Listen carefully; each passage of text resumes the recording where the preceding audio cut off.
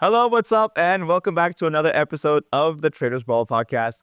I'm Adel, the host, and today we have a special guest with us today, Ian Weisberger, who's founder and CEO of algorithmic crypto trading company CoinRoutes, based in Miami and Dubai. Ian, welcome. Thank you. It's good to be here. So for those who are new and those who are already with us, Traders Brawl Media is all about inviting new guests every week, talking about entrepreneurship, how they manage the work-life balance, and today's topic is on CoinRoutes and Sparky, the robot dog. Our new dog. It's really epic that you brought this here. I'm really thankful. So I'm going to read your bio so the audience gets an idea about who you are. Founder and CEO of algorithmic crypto trading company CoinRoutes. CoinRoutes, you've launched your first ever AI robot dog, crypto token, aimed at investing into the future of pet technology and robotics.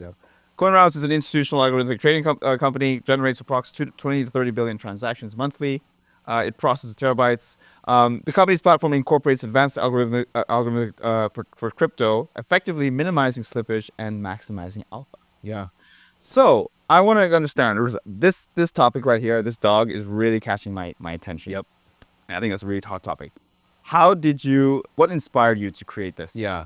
Well, it's a really good question. I mean, look, I think AI is definitely the future of technology. I mean, all of our developers are using AI. We have AI trading signals integrated into our platform. And most recently, we integrated this conversational AI technology for our trading platform to help people trade. And we realized, wait, why does AI only have to exist in the virtual world, where you're emailing it and talking to it on the phone? Why can't we bring AI into the real world? And so that was kind of our inspiration for the Sparky project. And ultimately, it's something where we can bring this thing to conferences and it can talk to people about our product and kind of help us promote. So he's kind of the new CoinRoutes mascot. And so that's why we brought him here today. Really cool. I'm going to try and say some commands and hopefully the dog responds.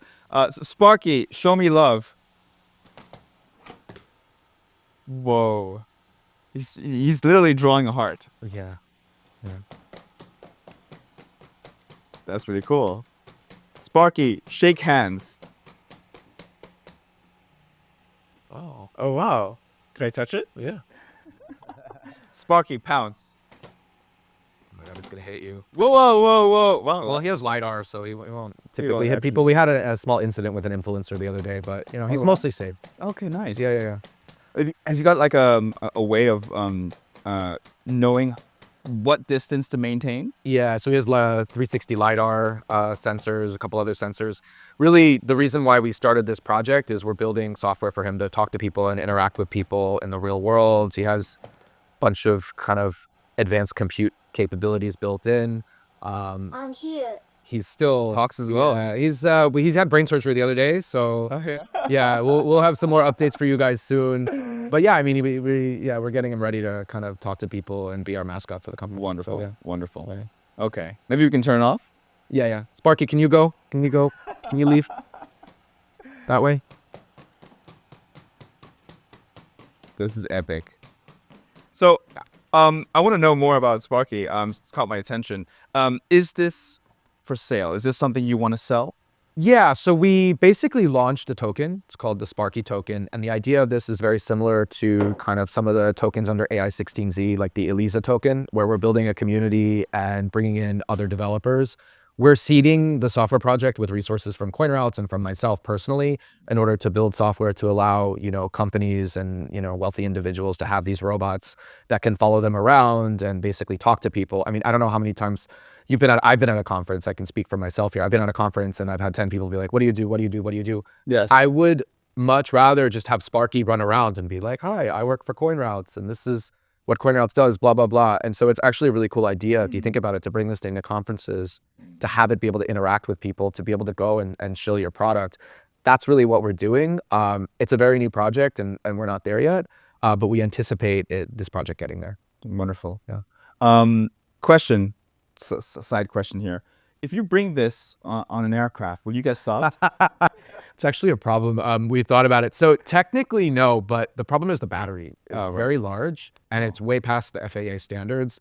So what I've actually done is purchased a couple batteries in different places. And, Sparky's first international trip is coming up and I guess we'll see what happens. Okay, wonderful, wonderful. Now let's dive into CoinRoutes. So it's algorithmic trading. You facilitate algorithmic trading. Yeah. Initially, it was for hedge funds. Yeah. But you're providing a pathway for retailers to use this. Is that right? Yeah, exactly. I mean, look, we've been in business for 7 years. We've grown. We're 40 people globally and growing pretty rapidly. So what we do is we provide tools for hedge funds and brokers to be able to trade large orders, to be able to execute strategies like arbitrage. And now what we've done is we've kind of opened that up to long tail, like pro tail users. So we're giving kind of individual traders, if they turn over enough, the same tools that the largest institutions would previously have. Right, I see. And we're integrating, a bunch of different AI technologies. So a lot of big funds would basically call up their trader at a trading desk and be like, hey, can you execute this order for me? And then there would physically be a person there to do that.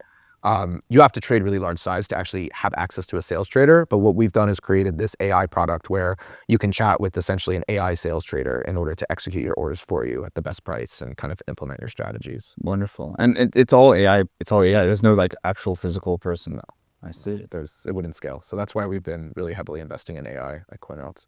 Speaking about slippage, is slippage the enemy? Because I'm curious to know how CoinRoutes is revolutionizing like order execution in a space like crypto. Yeah, I mean, so when you trade the larger names, obviously you have, like if you're trading Bitcoin, you have to trade millions of dollars to really move the price, but it actually matters a lot more on the lower liquidity names. Like if you're trading a kind of small cap name, you have to be really careful about how much you're trading into the market at any one point in time. And so what our algorithms allow you to do is you just place an order. It doesn't matter how large it is, doesn't matter how small of a coin it is, and it will optimally break it up into slices and place them into the market, typically as passive orders, so you're not moving the price. So that's kind of our core innovation. That's our kind of bread and butter. On top of that, we've built other tools like our spread algorithm that allows you to, buy an instrument and sell it at the same time, kind of doing pairs type trading, so you can trade baskets and whatnot. Understood. Oh, wow, that's really cool. Now, will this create any tension with institutions?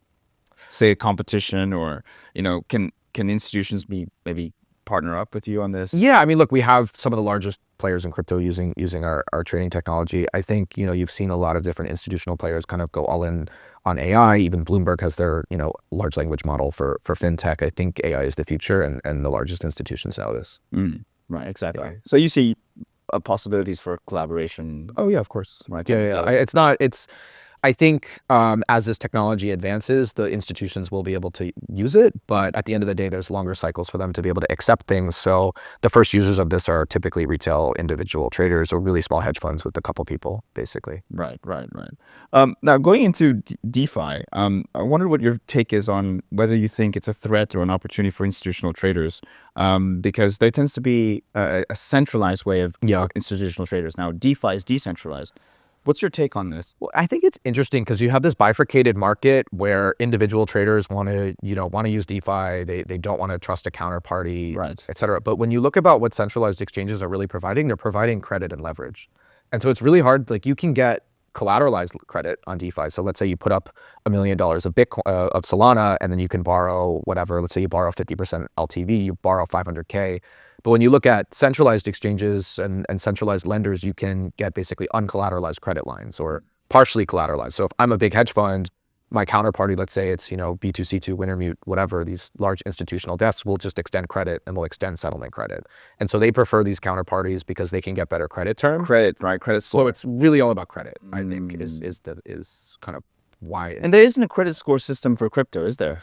I think there's a couple different people implementing it, but at the end of the day, the credit efficiency isn't there for actually like borrowing the underlying assets. Obviously, you have perpetual exchanges like Hyperliquid and DYDX, and that's actually pretty good. And I think you are going to see a lot more institutional adoptions for kind of trading these synthetic names and just trading them on leverage. But when it comes to actually borrowing the underlying, they're going to continue to use these centralized counterparties. Right, I see. So I personally use an app called Nexo. You heard of it? Yeah. And they, the LTV, the loan to value, is about 50%, I think, collateralized. Right. I can only borrow up to that much. Right. Because that's based on it. But say if I've always paid back, that number still stays the same.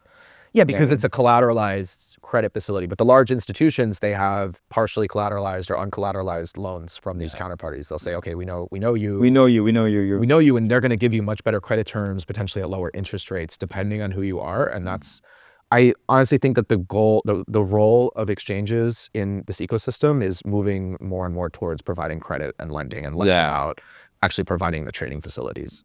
So to Bitcoin maxis out there who are all about DeFi and I don't trust others, but there are merits to using counterparties, right? And in exchange for providing your data, there's credit facilities that you get out of it. The score. And I mean, at the end of the day, there's still, even on whatever, like Aave on Ethereum and Drift and all these decentralized protocols, there's still people on the other side that are providing the capital to borrow, right? So like, you're dealing with counterparties, you're just going through this trustless intermediary, and you have more, like, there's less flexibility to getting preferential credit terms. But if you're a retail like user that can't necessarily access these amazing credit facilities, to you, it's better just to use DeFi because you're not getting any benefit from the centralized counterparties. No.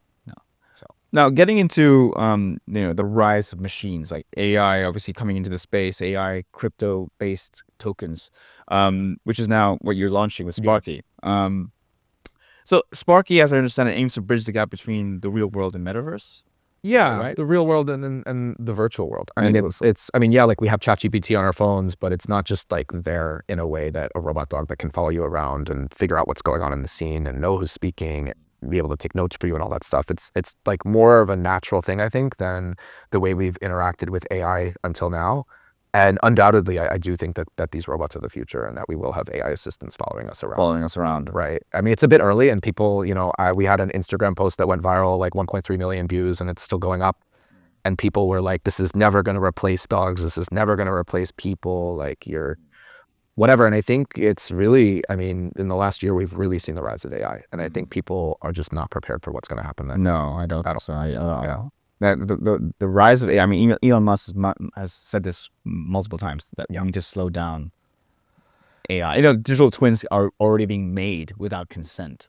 Yeah, no, of course. But like, the way that I view it as kind of this crypto maxi is like, I don't want only the largest corporations to own this AI technology, right? I think that if we give people tools in a kind of, decentralized way to build their own AI robots, that can kind of do all these tasks, that's ultimately better than being stuck with, okay, we have the Tesla robot, we have Boston, whatever. We have these companies that are producing the hardware and software. I think ultimately what I would like to see happen is have kind of this open source movement, which you've seen. So Facebook released their Llama model, publicly. We're using that, and we're fine tuning it.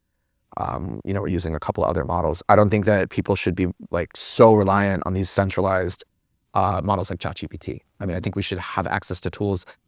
They probably won't be as good as the people that have put $100 billion into it.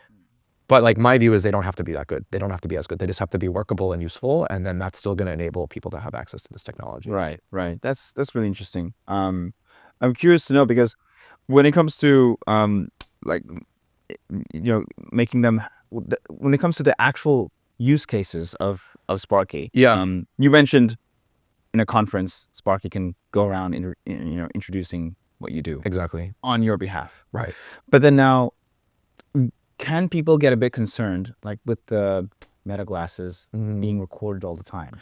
Well, actually, that's why we built Sparky, because the reality is when you use ChatGPT, I mean, I don't know what the specific policies are, but when you use any centralized service, like, they have your data, right? And so the thing with this is actually the models run locally on Sparky. There's an NVIDIA GPU on it. And we're working on upgrading that as well. But you can actually run local models based on Llama. So actually the processing can be done locally, which I think is interesting. And we're creating open source software to enable other people to do the same thing and have this whole kind of AI agent robotic stack. That's the goal of the Sparky project at the end of the day.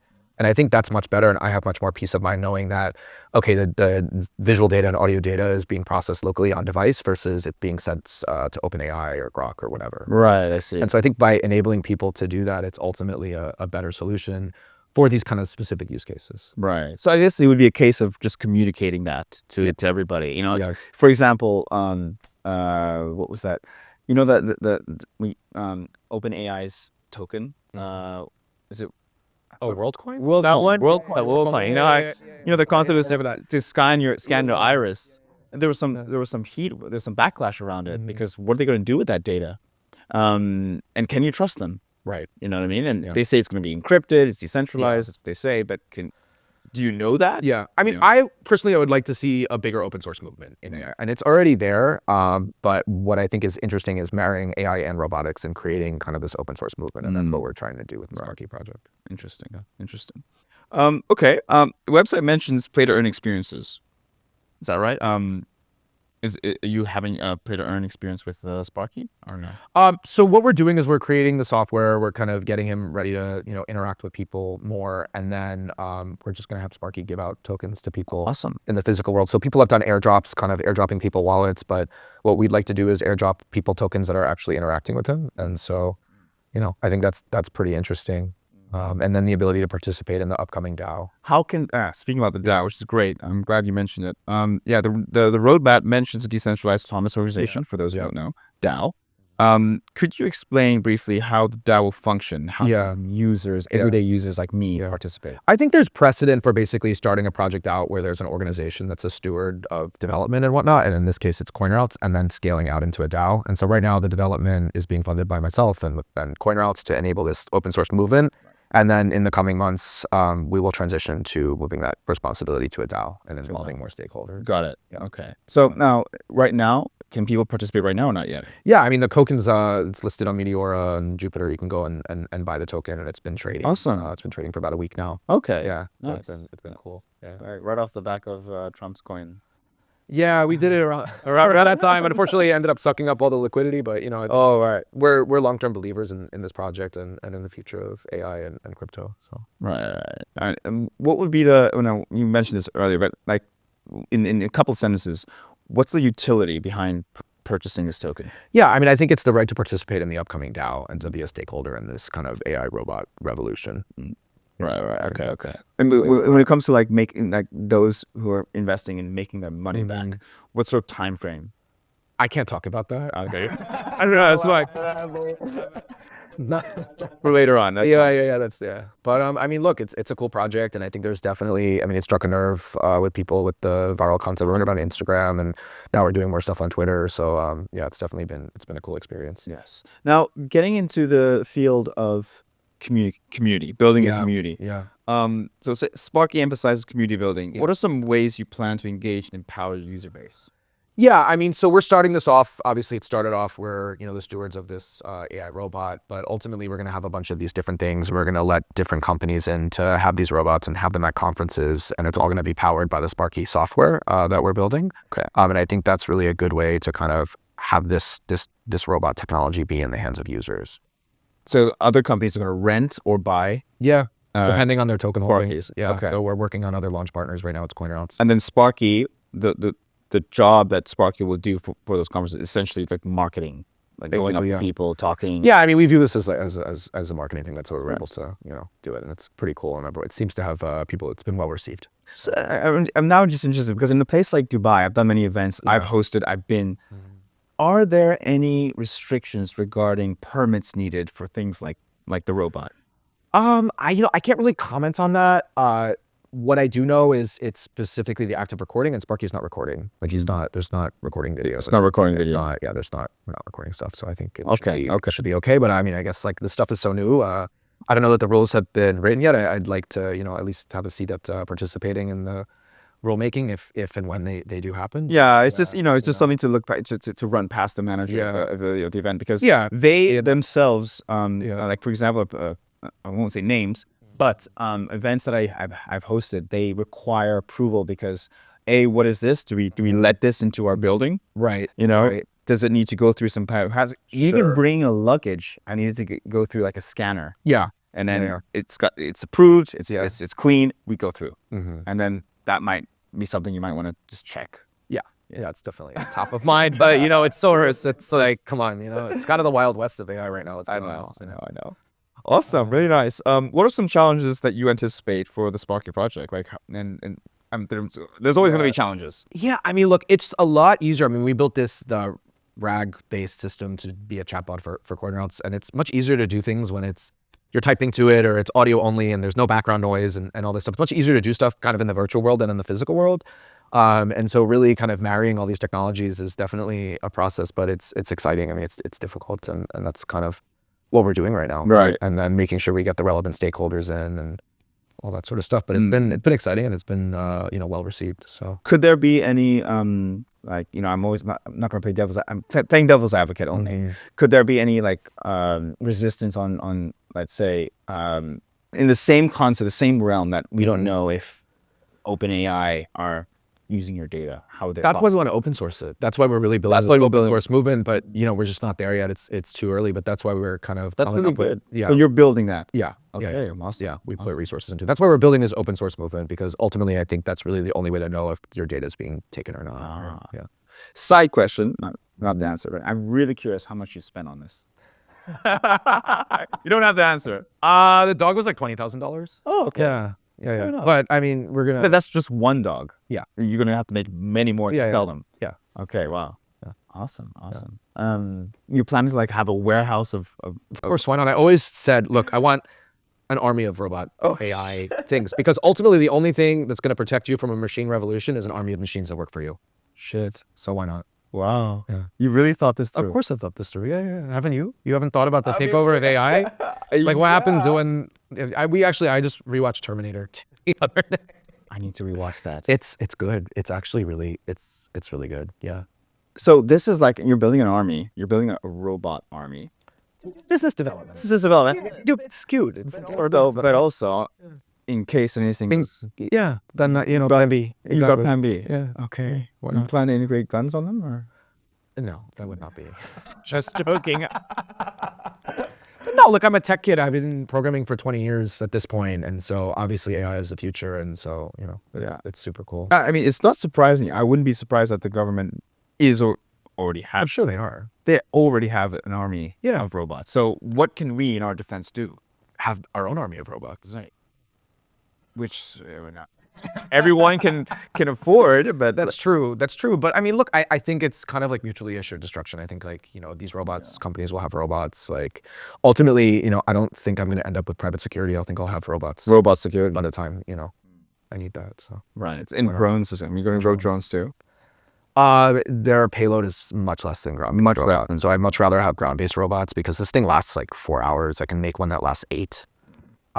Drone are harder to make. Plus their premise needed here. But Yeah. This is a ground-based. interesting. Really interesting stuff. Looking ahead, how do you see the Sparky ecosystem evolving? There must be competition of, China and other countries building. Yeah, robots. of course. I mean, look, like it's crypto. Like we have competitors at CoinRoutes. I mean, they thought we'd all be dead, but we're doing better than ever. So I think it's healthy to have, there are going to be multiple players in this space, and that's okay. Right. You have a strategy in place to like make yours maybe more unique or more competitive that will make you stand out from these. Yeah, but ultimately, there's not going to be one player in this space. This is going to be a thing, and maybe we're a bit early, but it's fine. We can wait. Awesome. Really stuff. Okay, I think from my side, this is really wonderful stuff. So I think we're gonna call it there. Okay. But before we do, for the audience who are watching, where can they find more information about you, your projects, and where can they get involved? How can they get involved? Yeah, so Sparky is just sparkytoken.com. We have more information about Sparky Token, and then if you want to learn more about CoinRoutes and our trading platform, it's coinroutes.com. Wonderful. Ian Weisberger, I really appreciate your time. Yeah, thanks for having me. All the best. This is really exciting. I want to see this hit the moon, and if it's not already. And I want to also participate in the DAO. So just a quick reminder, how can we participate in the DAO? So we'll be releasing details soon about that, but the token is live and you can find it. You can buy the token. Yeah, on Where can we buy it? It's on Jupiter. Yeah. Only on Jupiter right now? Jupiter right now, and we're working on some listings. Planning to list it on big exchanges? Yeah, I mean, look, I can't promise anything, but of course, I mean, that's the goal. Yeah. Awesome. Really. Ian, thank you again. Yeah. Thank you so much for watching. Hope you found this insightful. We'll leave all the links in the description so you can check out Ian's profile as well as Sparky and CoinRoutes. But thank you again. This has been the Traders Brawl podcast. I'm Adel, the host.